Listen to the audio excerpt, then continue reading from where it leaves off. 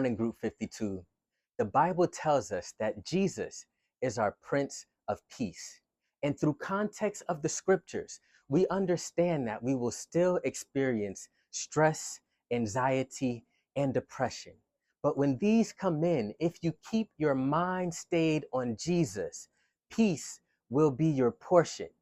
It has been scientifically proven that it is impossible to experience the effects of anxiety while you are in the middle of thanking God for what he has done for you.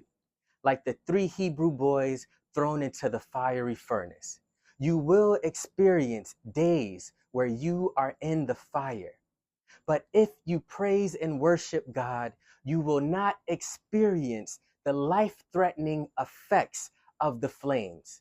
Simply put, on your worst days when anxiety and depression come in, praise God, thank him for what he's done in your life, and that will be the best medication that you could ever experience. God bless you and have the best week of your life.